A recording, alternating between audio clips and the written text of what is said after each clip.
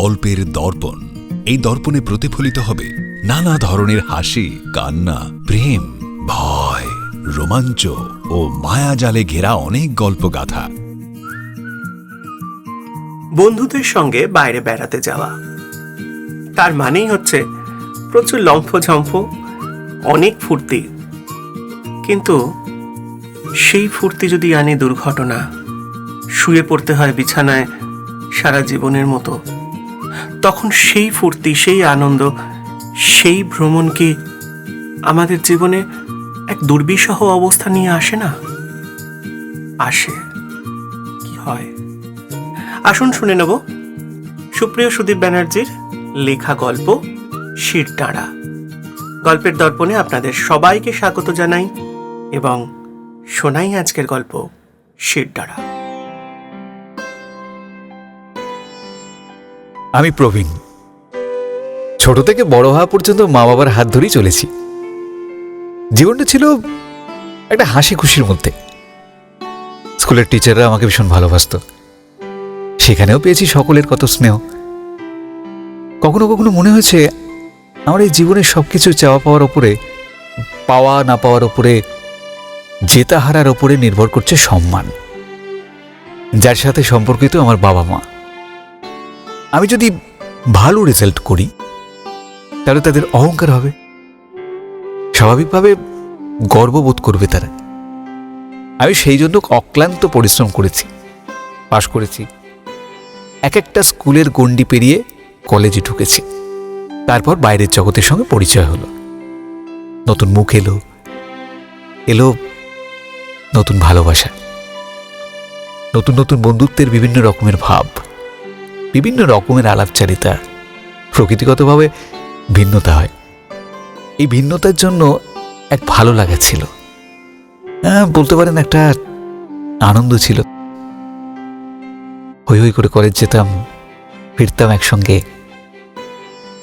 আমার একটি মেয়েকে দেখে খুব ভালো লাগলো। সে আমাদের সঙ্গে পড়ে না, অন্য কলেজে পড়ে, থাকেও অন্য রাজ্যে। দেখতে সত্যিই খুব ভালো, সবাই বেশ আকৃষ্ট হয়ে যায়। সেটাই তো রীতি। রূপে যদি ভুলে যায়, তারই দিকে আকর্ষিত হয় দুটি চোখ। চোখ ধীরে ধীরে মনকে টানে, মন ধীরে ধীরে আলাপচারিতার জন্য শরীরকে টেনে নিয়ে আসে। আকাঙ্ক্ষা সেই ঘর থেকে। তার কাছে প্রকাশ হলো আমার মনের কথা। প্রতিদিন এক দুর্নিবার আকর্ষণে ওর পিছু পিছু যেতাম, কিন্তু সত্যি বলতে কথা বলতে না খুব একটা সাহস হতো না আর কি। একদিন দেখলাম ও ব্যাগের ভেতর থেকে কিছু একটা বার করছে। আমি আমার একটা নতুন কলম হাতে নিয়ে বললাম, বলছি এই কলমটা মনে হয় আপনার, ব্যাগ থেকে পড়ে গেছিল। ওটা আমার না, আপনার কোথাও ভুল হচ্ছে। আর ভুলটা যদি ইচ্ছাকৃত হয় তাহলে বলবো কথা বলার অছিলা। বলছি, কোন স্ট্রিম আপনার? আর্টস, ইংরেজি অনার্স। আমার সায়েন্স, ফিজিক্স। তারা না থাকলে কিছু কথা ছিল। ক্লাস আছে দেরিতে, বলতে পারেন। রাস্তায় না দাঁড়িয়ে চলুন, ওখানে গিয়ে বসি। হ্যাঁ বলুন, কি বলছিলেন এবার বলুন। আচ্ছা, কাউকে ভালো লাগা কি অপরাধ? কাউকে কারো ভালো লাগতেই পারে, কেউ প্রকাশ করতে পারে, কেউ পারে না। আমি এটাকে অপরাধ মনে করি না, যেমন আপনি প্রকাশ করলেন। আপনি না খুব সুন্দর কথা বলেন, কিন্তু ভালো লাগার পর আরো মনে এগুতে চায়। আর তার জবাবটা? প্রশ্নটা সহজ, কিন্তু উত্তরটা বড় কঠিন, তাই সময় নিলাম। এবার উঠি। হ্যাঁ, আশা করি আবার দেখা হবে। আশা, ওটাই আমাদের বাঁচিয়ে রেখেছে, ওটাই আমাদের সকলে ইন্সপিরেশন বলতে পারেন। ওকে, বাই। ওর চলে যাওয়ার পথের দিকে তাকিয়ে রইলাম। দৃষ্টির আড়াল হতেই ওর কথাগুলো কানে কিরকম কিরকম যেন প্রতিধ্বনিত হতে থাকলো। মনে একটা হিল্লোল উঠল। উত্তরটা পেতেই মন যেন ওর কাছে ছুটে যেতে চাইল। আসলে কলেজ লাইফের প্রেম শুধুমাত্র ওই ঘুগনি ফুচকার মধ্যে জড়িত থাকে না, কিন্তু জড়িয়ে থাকে নতুন সিগারেট খাওয়া, নতুনভাবে নানা কিছু জিনিস পরীক্ষা করার এক এক অদৃশ্য উৎসাহের মধ্যে।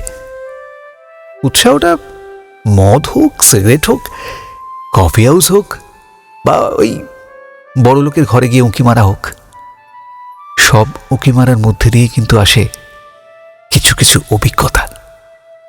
আর সেই অভিজ্ঞতাই ধীরে ধীরে এগিয়ে নিয়ে চলে একটা বন্ধুত্বের সম্পর্ককে।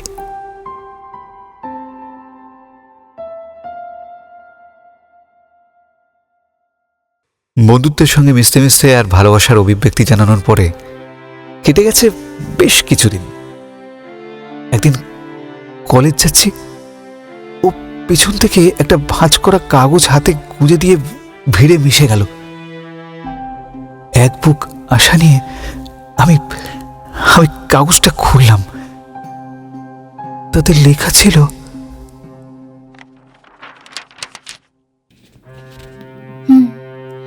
আপনি আমার কাছে সেদিন উত্তর জানতে চেয়েছিলেন, আজ বলি না, আমি আপনাকে ভালোবাসি না। আমার ভালোবাসার অন্য মানুষ আছেন। Don't be morose, be happy, make your life better to best. সেদিন আর কলেজ যেতে পারিনি। ফিরে আসা আবার নিজের গণ্ডির মধ্যে। দূর দূর ছাড়তা, বন্ধুদের কাছে ফিরে আসা, এভাবে ভেঙে পড়লে হবে? বন্ধুদের দেখানো সাহস, কত আসবে, কত যাবে, পিঠ চাপড়ানো, সব ঠিক হয়ে যাবে। মনটা শক্ত কর, চ আমাদের সাথে চ। হ্যাঁ হ্যাঁ, ঠিক ছাড়, বলেছো। ছাড়, হ্যাঁ, তো ছাড় তো। কত আঙ্গিক পেরিয়ে এলাম। ঘটনাগুলো কেউ যেন বেশ একটু ভালো লাগা। তখন কারোর সাথে মিশতে গেলে চুলটা একটু ঠিক করা, চুলের কাটিংয়ের পরিবর্তন, জামা কাপড়ের মধ্যে একটা স্টাইল একটু দেখানো, এগুলো যেন মনকে নাচিয়ে নিয়ে বেড়াতো। সেদিন কলেজ যাবো বলে খেতে বসেছি, মা খেতে দিচ্ছে।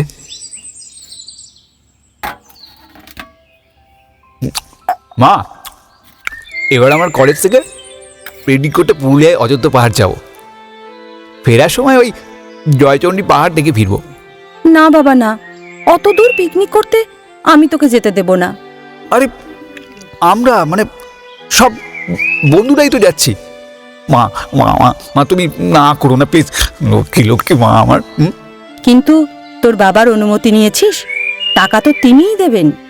আরে তার জন্য তো তুমি আছো, ওটা তুমি ম্যানেজ করবে। আমি পারবো না। এইসব অন্যায় আবদার শুনলে তোর বাবা ভীষণ রেগে যাবে। তুই বরং আজ রাতে বলে অনুমতিটা নিয়ে নিবি। তাহলে এই রইল তোমার খাবার। আজ আমি না খেয়ে কলেজ যাব। ওরে, কোলের ভাত ফেলে উঠতে নেই বাবু, তুই খেয়ে নে বাবা, আমি দেখছি কি করা যায়। যাক বাবা, মার অনুমতি পেয়ে বন্ধুদের সঙ্গে চলে গেলাম অযোধ্যা পাহাড়। কলেজের ছেলেদের ফিস্ট হবে, আর কেউ যে পকেটে করে বোতল নিয়ে যাবে না সে কি আর হয়? আরে বাবা, তখন টিনেজ, তখন বুঝিনি পরবর্তী জীবনে কি আছে। অযোধ্যা পাহাড়ের পর আমরা অটো করে গিয়েছিলাম জয়চণ্ডী পাহাড়। আর সেখানে গিয়ে মাথাটা আমার কেমন যেন ঘুরে গিয়েছিল, পায়ে ঠিক সামাল ছিল না। কিন্তু লোককে বুঝতে দিলে তো হবে না যে পেটে কিছু পড়েছে। জয়চণ্ডী পাহাড়ের মাথায় উঠে সিঁড়ির ঠিক ধারটাতে দাঁড়িয়ে আছি, তখন নিচ থেকে বন্ধুরা বলছে, কতটা উপরে উঠে গেছিস রে? এই নিচে নাম, ওই ভাই নিচে নাম, অতটা উপরে যাস না, একটু নিচে নাম। পিছন ফিরতেই মনে হলো চারপাশটা কেমন যেন ঘুরে গেল। আর তখনই অনুভব করলাম একটা দমকা হাওয়া নিচের থেকে যেন উপর দিকে উঠে যাচ্ছে। হ্যাঁ, আমি তলিয়ে যাচ্ছি নিচে। কিছুক্ষণ পরে মনে হলো আমার পা দুটো মাটি স্পর্শ করবে এবার, কিন্তু এত উঁচু থেকে কখনো লাফ দিইনি তো, তাই পা দুটো মাটি স্পর্শ করতেই কেমন কেমন উঠকে গেল।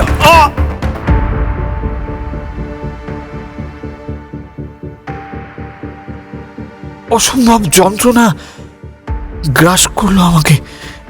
যন্ত্রণায় কাঁদতে আরম্ভ করলাম।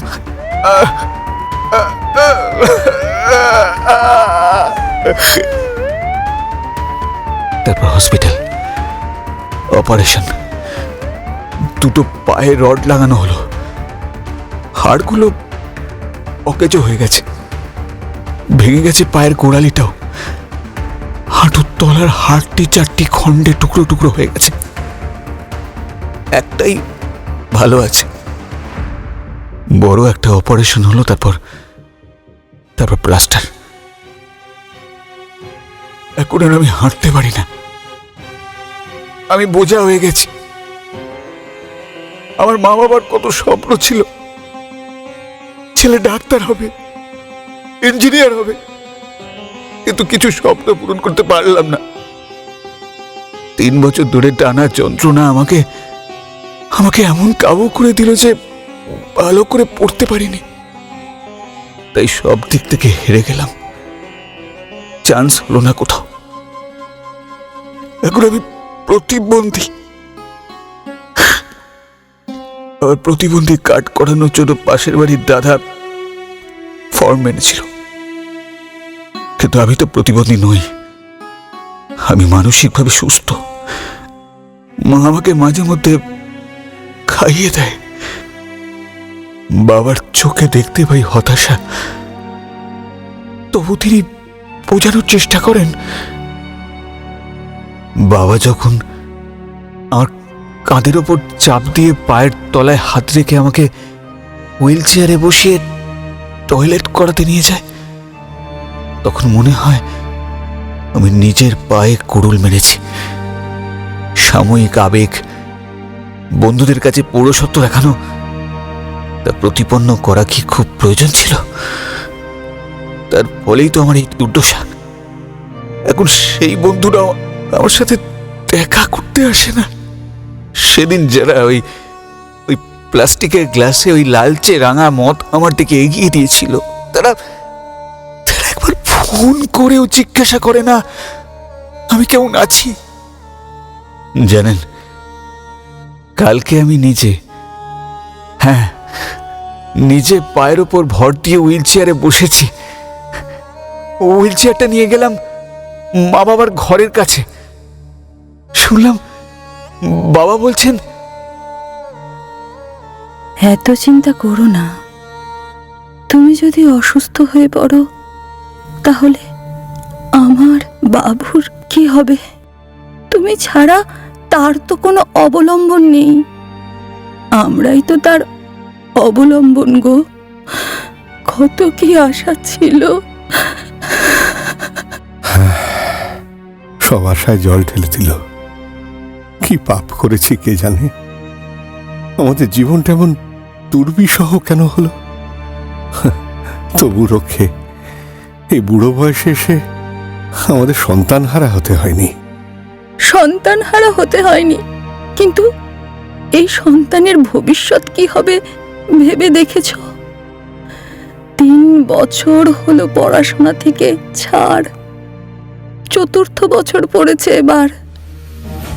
এবারও যদি পড়াশোনা শুরু না করে তাহলে কি হবে ভেবে দেখেছ একবার? ডাক্তার কি বলছেন? ডাক্তার কারি কারি টাকা নিচ্ছেন আর বলছেন ভালো হয়ে যাবে, ঠিক হয়ে যাবে, আবার হাঁটবে।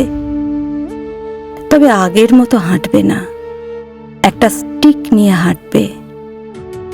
অন্ধের যষ্টি হয়, বৃদ্ধের যষ্টি হয়, একটা যুবকের যষ্টি। কোথায় আমরা তার অবলম্বন হব তা নয়, সে আমাদের অবলম্বন হচ্ছে। আমার বুকটা যন্ত্রণায়। যন্ত্রণা শুধু তোমার একার নয়, আমাদের বুকে যন্ত্রণা। ঠিকই বলেছ, ঠিকই বলেছ। না যাও, অনেকক্ষণ এখানে বসে আছো, বাবু হয়তো সন্দেহ করবে আমরা এখানে কি করছি। আমাদের দুজনের তো কথা বলাটাও প্রায় বন্ধ হয়ে গেছে বলো। দুজনের মধ্যে এই ভাব বিনিময়টা আমরা করতে পারি না। কত দিন হয়ে গেল। সেই একবার শান্তিনিকেতনে গিয়েছিলাম, সেখানে নিমাই বৈরাগী, তার গানটা মনে আছে? নিমাই বৈরাগী? হ্যাঁ, নিমাই বৈরাগী গো। আমি আর তুমি সোনাঝুরি হয়ে নদীর পাড় ধরে হাঁটছি, ওই তো খোয়াইয়ের ধারে। হ্যাঁ, নিমাই বৈরাগী গান গাইছিল। হ্যাঁ হ্যাঁ হ্যাঁ, সেই ওই গানটা তো। ওমন কখন শুরু কখন যে শেষ কে জানে। হ্যাঁ, কত সুন্দর কথা না? বাজিকর আমাদের সত্যি বেঁধে দিয়েছে মায়া, মোহ, সন্তান।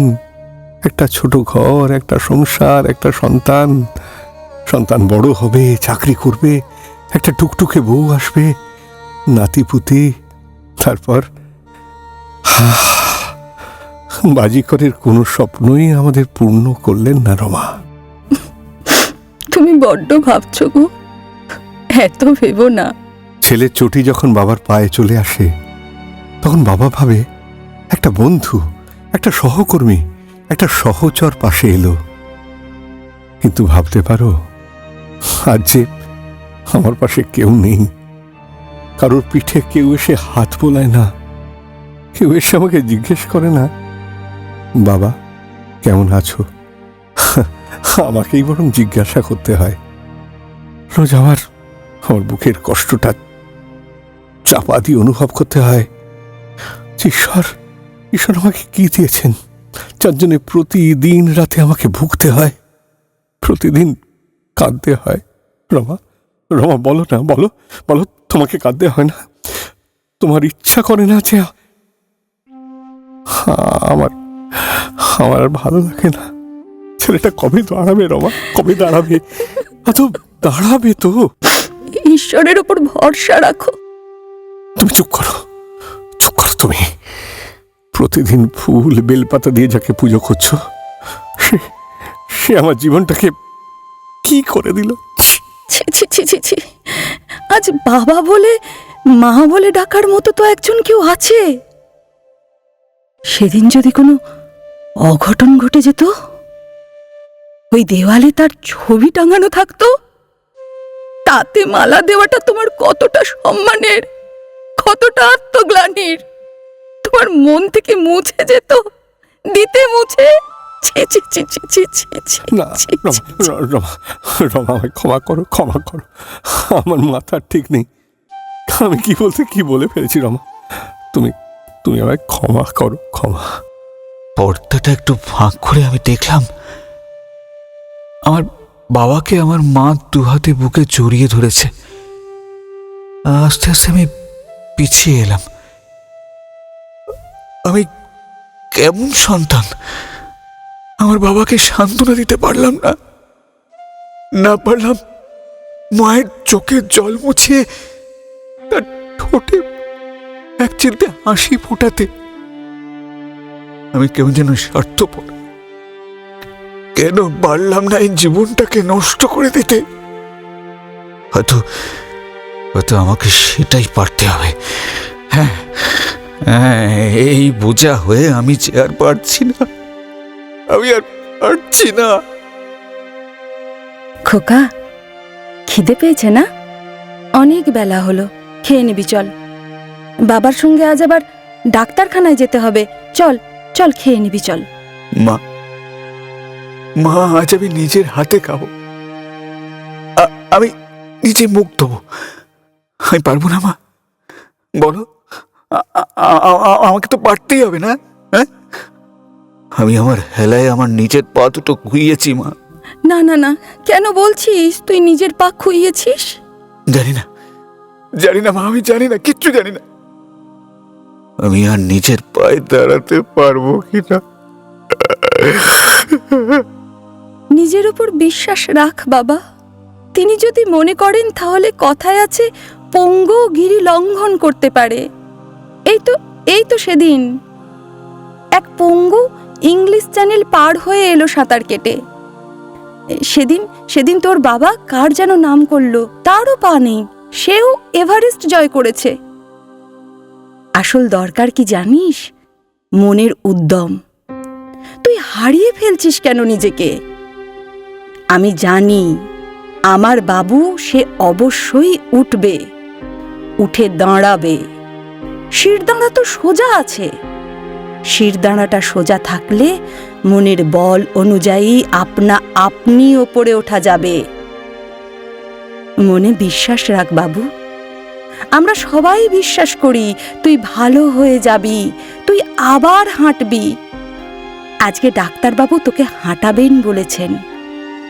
স্ক্রু দিয়ে কি একটা জিনিস লাগাবেন, তারপর তা দিয়ে তোকে হাঁটাবেন। আমরাও দেখতে চাই তুই হাঁট বাবা। তুই পারবি না বাবা? পারবো মা, পারবো। আমাকে পারতেই হবে।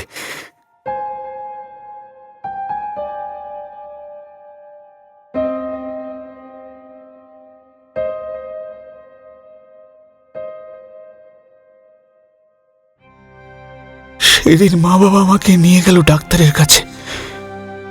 ক্লিপ দিয়ে তৈরি করে একটা রোবোটিক পায়ের মতো। আধুনিক বিজ্ঞান এখন অনেক উন্নত। আমাকে বসিয়ে রেখে মা বাবাকে নিয়ে ডাক্তারবাবু ঘরে গেলেন। দেখুন, ওর পায়ের সমস্ত কিছু চেক করে দেখা গেছে। ওর পায়ে রক্ত সঞ্চালন হচ্ছে, পেশিগুলো সব ঠিকই আছে। পায়ের ভেতরটিতে যে হাড়টি রয়েছে, আসলে তার মধ্যে যতটুকু ভাঙাচোরা ছিল সেটা রড দিয়ে বেডিং দিয়ে ঠিক করে দেওয়া হয়েছে। আসলে পায়ের যে শক্তি, চলার যে ক্ষমতা বা বিশ্বাস, সেটা মনে হয় আপনাদের ছেলে হারিয়ে ফেলেছে। আর সেই জন্যেই এই প্রবলেম। এর জন্য ওকে মানসিক ডাক্তারের কাছে নিয়ে গিয়েও কিছু পরিবর্তন হয়নি, কারণ তিনি বলেছেন ওকে মনে শক্তি নিয়ে আসতে হবে। তাহলে কি ও হাঁটতে পারবে না? ও সারা জীবন পঙ্গু হয়ে বেঁচে থাকবে। আপনারা ভেঙে পড়লে ও সাহস পাবে কিভাবে? এই দেখুন, এই যে খাঁচার মতো জিনিসটা, এর ভিতর ও সম্পূর্ণ পাটা ঢুকে যাবে, আর গোড়ালির তলায় জুতো থাকবে, সেটা সোলের কাজ করবে। অর্থাৎ পায়ের দু সাইডে দুটো আটকে থাকবে। আমি ওকে ওই কাঁচের ঘরে নিয়ে যাব হাঁটানোর জন্য। আপনারা বাইরে থাকবেন। ওর কষ্ট দেখে কিন্তু বিচলিত হবেন না, বরং উৎসাহিত করবেন। ঠিক আছে? আমি আসি। হ্যাঁ, ঠিক আছে, আপনি আমাদের উপর আস্থা রাখতে পারেন।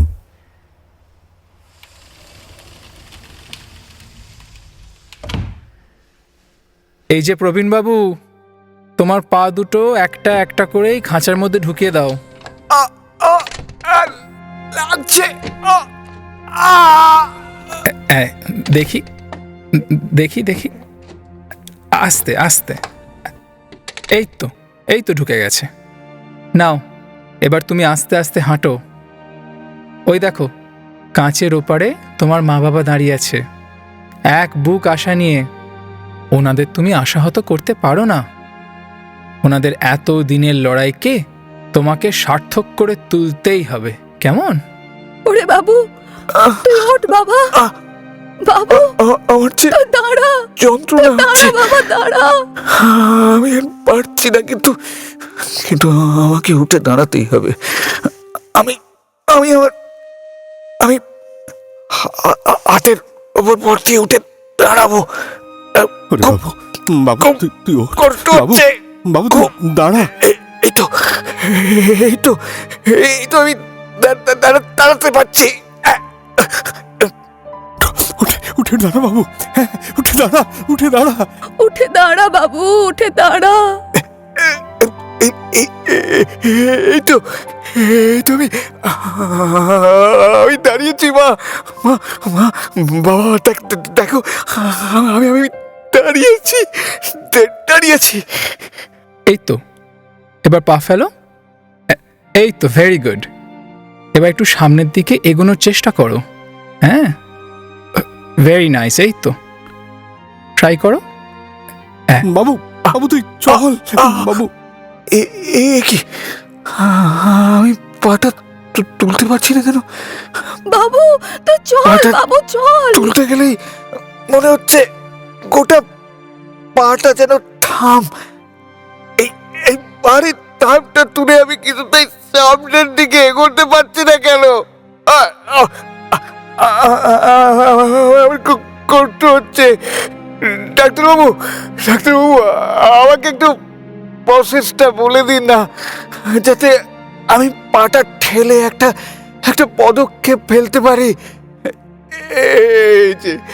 এই যে দুটো মানুষের চোখ আমাকে দেখছে, ও চোখের মধ্যে যে প্রশান্তি, কি আনন্দ আসবে তা আমি আন্দাজ করতে পারছি, কিন্তু কিভাবে আমি হাঁটতে পারবো আমাকে বলে দিন না, বলে দিন।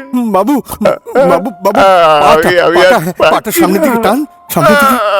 একটু চেষ্টা কর বাবু, আমার তো আছে। কিছুতেই পাটা নাড়তে পারছি না। বাবু, বাবু, আরে পড়ে গেলে তো, ঠিক আছে, চিন্তা করো না। তোর লাগেনি তো বাবু? এই তো লাগেনি তো বাবু, লাগেনি তো? আমাকে উঠিয়ে দাও, আমি আবার চেষ্টা করব। প্রতিমা, ইয়েস স্যার। তুমি এবার ব্যাপারটা দেখো আর ওনাদের সাথে কথা বলো। আমি আসছি। ঠিক আছে স্যার। আপনি? আমি প্রতিমা খাস্তগির, এখানকার নার্সিং স্টাফ। দেখুন, দেখুন, আমার চেষ্টা থেকে সবাই খুব আনন্দ পেল, কিন্তু আমি তো হেরে গেলাম। আপনি ভয় পাবেন না, এইরকম অনেকেরই হয়েছে। পায়ের মাসেলগুলো আপনার ঠিক আছে, ব্রেন থেকে আওয়াজ গিয়ে পৌঁছাচ্ছে না পায়েতে। চলার ক্ষমতা যেটা, সেটা ব্রেন বলে দেবে, আর সেই অনুযায়ী পা উঠবে। আসলে আমাদের ব্রেন হলো হেডমাস্টার, আর সব নার্ভস তারা হলো ছাত্র। এখানে হেডমাস্টার আছে কিন্তু ছাত্র নেই, তাই হেডমাস্টার কাকে পড়াবে? ঠিক। দেখো না মা, ও ভীষণ ভেঙে পড়েছে। ও আমাদের মুখে হাসি দেখতে চেয়েছে, পায়নি তো, তাই ওর দুঃখ হচ্ছে। আজ ওকে আমরা দাঁড়াতে দেখেছি, এটা কি কম পাওয়া বলো? ঠিকই তো, আপনার মায়ের এতটা ভরসা রয়েছে, সেই ভরসা তো আপনাকেই জোগাতে হবে। প্রতিমা দেবী, আপনি আমাকে কি ওই ক্লাস 9 বা 7 এর বাচ্চা পেয়েছেন যে আমাকে বোঝাবে না আর আমি বুঝে যাব? এ বোধ শক্তি কি আমার মধ্যে নেই, না আমি বুঝতে পারছি না? ডাক্তারবাবু বলেছেন এখানে কেরানিন ট্রিটমেন্ট করবেন। পায়ের মাসেলগুলো ঠিকমতো চলছে কিনা দেখানো হবে। আপনাকে এখানে 30 দিন ভর্তি থাকতে হবে। আপনার তাতে সায় আছে তো? অন্ধের কিবা দিন কিবা রাত, বাড়িতে থাকলে বাবা মায়ের বোঝা, আর এখানে থাকলে আপনাদের। হ্যাঁ, ঠিক কথা, কিন্তু বাবা মায়ের কাছে যে আদরটা, সেটা কিন্তু এখানে পাবেন না। আমাদের কাছে আদরের সঙ্গে সঙ্গে ধমকও পাবেন। গার্জেন গৃহীত দরকার। দেখুন, আমাকে বকে হোক, মেরে হোক, কান ধরে দাঁড় করিয়ে হোক, যদি আপনাদের ক্লাসে আমাকে একটু হাঁটাতে পারেন। আমি কিন্তু খুব কড়া দিদিমণি। তা দিদিমণি, আপনি কি এই ছাত্রকে গড়ে নেবেন না? বলুন। নেব, নিশ্চয়ই নেব। আজকে আমি ফর্মগুলো ফিল আপ করছি, সেগুলো একটু সিগনেচার করে দিন। ম্যাডাম, আমি আপনাকে কাকিমা বলে ডাকতে পারি তো? হ্যাঁ মা, তুমি তো আমার মেয়ের মতোই। আমার ছেলের থেকে ছোট বা বড় কিছু তো একটা হবে। আমাকে কাকিমা বলেই ডেকো, ভালো লাগবে আমার। আপনি একটু বাইরে আসুন, আপনার সঙ্গে কথা আছে। প্রতিমা দেবী আমার মাকে নিয়ে চলে গেল। সিগনেচার করে দিলাম সমস্ত কাগজে। এমনিতে তো হাঁটতে পারি না। দেখা যাক, 30 দিন এদের হাজতবাসে থেকে যদি হাঁটতে পারি, কিছু পরে আমার মা এসে আমার মাথায় ও বুকে হাত বুলিয়ে কপালে চুমুকে হাসি মুখে দুজনে চলে গেল।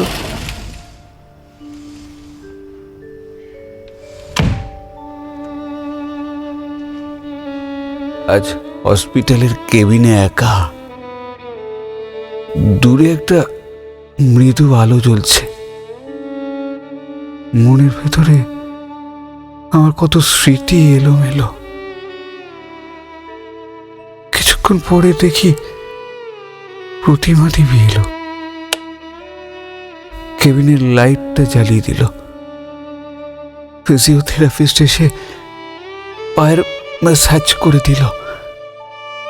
পায়ে যে টিপ টিপ করে যন্ত্রণা হচ্ছিল সেটা কম মনে হলো।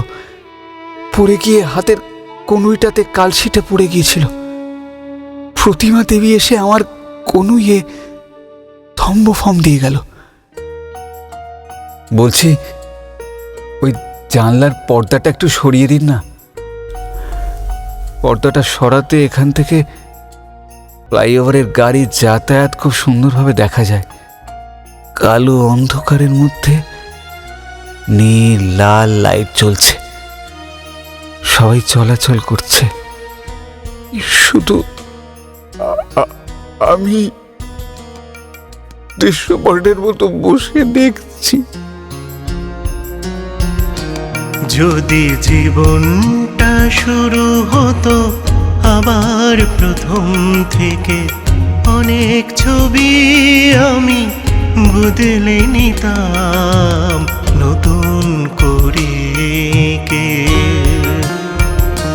যদি জীবনটা শুরু হতো আবার প্রথম থেকে, অনেক ছবি আমি বদলে নিতাম নতুন করে কে। বাহ, খুব সুন্দর গান করেন তো আপনি। আরে আপনি? হ্যাঁ, ওই বাইরে দাঁড়িয়ে চুরি করে শুনছিলাম আর কি। যাকে, ওষুধ খাওয়ার সময় হয়ে গেছে, এবার পর্দাটা টেনে দি। হ্যাঁ, তা এখানকার খাওয়া দাওয়া কেমন লাগলো? মায়ের মতো নয়। সব লোকে একই কথা বলে। মায়ের হাতের মতো রান্না কখনো কি কেউ করতে পারে? আচ্ছা, বাইরের ওয়েদারটা কিন্তু খুব জোলো। দাঁড়ান, জানলাটা বন্ধ করে দিচ্ছি। এবার এই নিন, ওষুধটা খেয়ে শুয়ে পড়ুন। আমি বাইরেই আছি, কোনো অসুবিধা হলে ডাকবেন। আমার তো শুধু পায়ে লাগা, আপনিও বিশ্রাম নিন। ধন্যবাদ। আজ পর্যন্ত কখনো কোনো রোগীকে বলতে শুনিনি আপনি একটু বিশ্রাম নিন। এই প্রথমবার শুনলাম, ভালো লাগলো। আচ্ছা, আসছি। Good night. হ্যাঁ, গুড নাইট। আমার মনটা বেশ ভালো লাগলো। এই নার্সকে দেখে আমার মনের মধ্যে কেমন যেন একটা অনুভূতি হচ্ছে। না, মানে ঠিক প্রেম নয়, কিন্তু আবার হলেই বা মন্দ কি? আমি তো একজন প্রতিবন্ধী, তার আবার প্রেম। খাওয়াবে কে? নিজেই তো বাপের হোটেলে সাঁটাচ্ছে। এমন ভাবনার স্বপ্ন মনে না আনাই উচিত।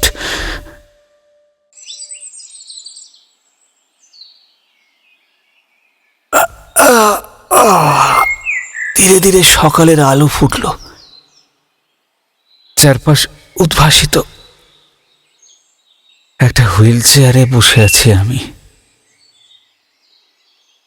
আমার বাবা দূরে দাঁড়িয়ে আছে, বাবার পাশে মা, বাবার হাতটা ধরে দাঁড়িয়ে আছে।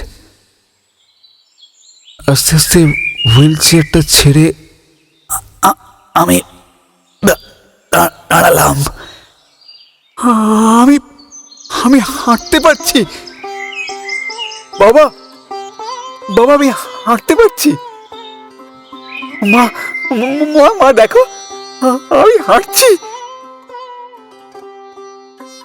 প্রতিমা দেবী, এই দেখুন, আমি হাঁটছি। দূর থেকে ছুটে আসছে একটা গানের সুর। উঠুন, আরে উঠুন, কখন কখন থেকে ডাকছি তো, এবার উঠুন। কাকে ডাকছেন? আর কি বিড়বিড় করে বলে যাচ্ছেন? শোনো ওই আহ্বান, আরে কি গাইছেন?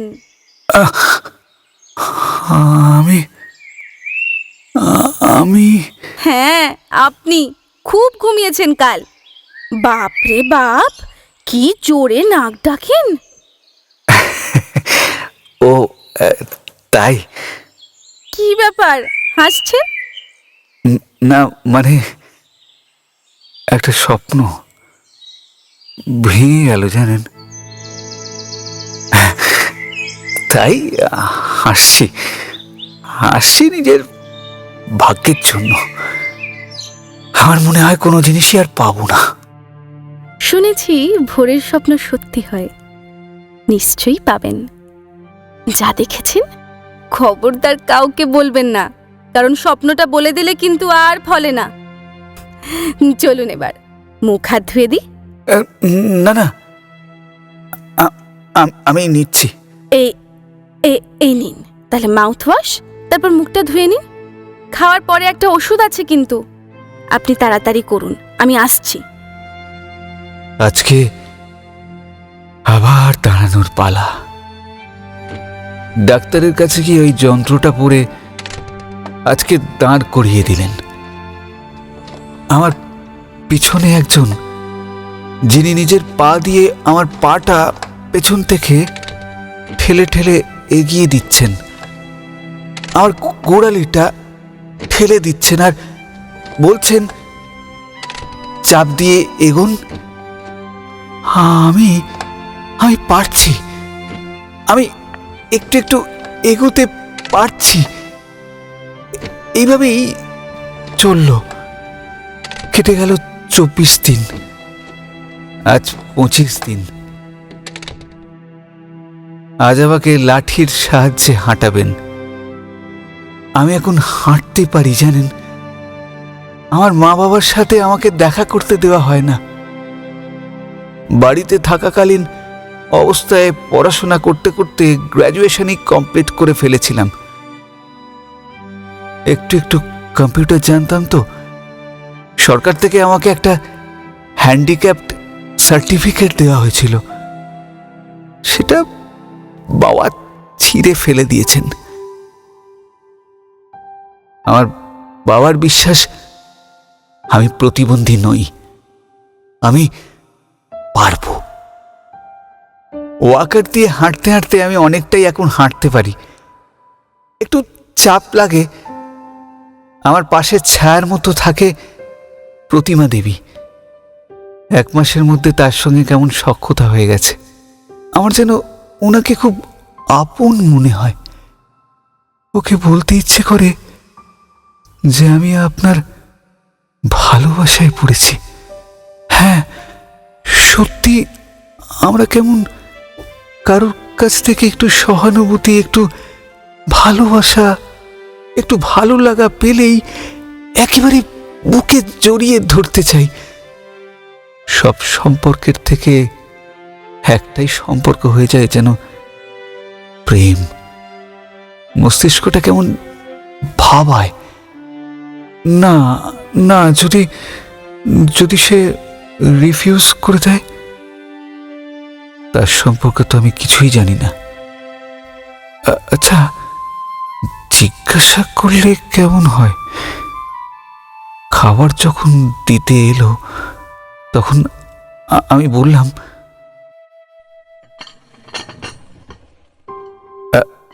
বলছি আপনার সম্বন্ধে কিছু তো জানা হলো না। আমার সম্বন্ধে? আমার সম্বন্ধে জেনে কি হবে? আমাকে বিয়ে করে ঘরে নিয়ে যাবেন? আমার মতো মেয়েরা আপনার সেবা করতেই এসেছি। আমার বয়স আপনার থেকে অনেক বেশি। আমার এই খুকি খুকি চেহারা দেখে মজে যাবেন না। আমার বয়স 26 বছর। আমার অনেক ছোট বয়সে বিয়ে হয়েছিল। আমার একটা মেয়ে আছে, আর আমার স্বামী অনেক দিন আগে মারা গেছেন। আমার ভাগ্য এই রকমই। মেয়েটাকে এইভাবেই মানুষ করছি। নতুন করে স্বপ্ন দেখতে চাই না। প্রবীণবাবু, আপনি ভালো মেয়ে দেখে বিয়ে করুন, সুস্থ স্বাভাবিক জীবনে ফিরে আসুন। এটাই জীবনের সবচেয়ে বড় কথা। মানুষের তো কামনার শেষ নেই। যখনই একটু অল্প কিছু পায়, সে ভেবে নেয় এই পাওয়াটা তার অধিকার। এই ভাবনাটাই তার জীবনের সবচেয়ে বড় ভুল। আমরা কি নিয়ে এসেছি বলুন? যা কিছু পেয়েছি সব এখানে, যা কিছু ছেড়ে যাব তাও এখানেই। তাই তাই একটু ভালো করে বাঁচুন, ভালো করে থাকুন। আর 5 দিন পরে আপনি তো এখান থেকে চলে যাবেন মা বাবার হাত ধরে আপনার জগতে। কিন্তু আমার কাছে এই জায়গাটা তো ভালো লাগার জায়গা। দয়া করে আমাকে ভালোবেসে আপনার সংসার গণ্ডিতে ঢোকাবেন না। আপনি আমাকে নিয়ে যে এতখানি ভেবেছেন, তাতেই আমি কৃতজ্ঞ। দয়া করে আর ভাববেন না আমি ভালোবাসার অযোগ্য। আপনি আপনার সুযোগ্য সম্মান লাভ করুন, আমি আসছি। ও আর হ্যাঁ, আমাদের যেন আর কখনো দেখা না হয়। আসি, ভালো থাকবেন। ছি ছি, কেন এসব মনের মধ্যে এলো?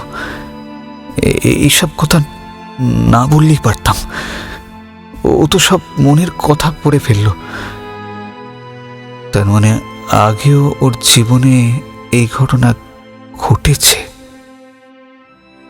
ছি ছি ছি, সত্যি এখন আর হাত কামড়ে কি লাভ? জীবন আমাকে উঠে দাঁড়ানোর সুযোগ দিয়েছে, বাবা মায়ের চোখের জল মোছানোর। যাদের বন্ধু বললাম, তারা তো 6-8 মাস আমার সঙ্গে ছিল, তারপর এখন আর কেউ নেই। আমার ল্যাংড়া বলতেও কেউ ছাড়েনি। তাই আজকে আবার নতুন করে সেই বন্ধুত্বের গণ্ডির, ভালোবাসার গণ্ডির মধ্যে যেতে রাজি নই। শিক্ষা হলো, অনেক শিক্ষা। আজ এই অচল পয়সাকে চলতে হবে তার জীবনে। থমকে গিয়েছিল যে, তাকে আজ সচল করতেই হবে। এটাই হোক আমার জীবনের লক্ষ্য। বাবা একটা জায়গায় চাকরির বন্দোবস্ত করেছে, সেখানে অবশ্যই আমাকে ইন্টারভিউ দিতে যেতে হবে এবং অবশ্যই আমাকে উত্তীর্ণ হতে হবেই। এটাই তো আমার কাজ। মা বলতেন, পা দুটো খারাপ হয়েছে তো কি হয়েছে, শিরদাঁড়া তো সোজা আছে। এই ঈশ্বর, আমি যেন শিরদাঁড়া সোজা রাখতে পারি, মাথা উঁচু করে প্রতিষ্ঠিত হতে পারি, এই সমাজে হতে পারি যেন এক সুযোগ্য সন্তান, এক সুযোগ্য মানুষ।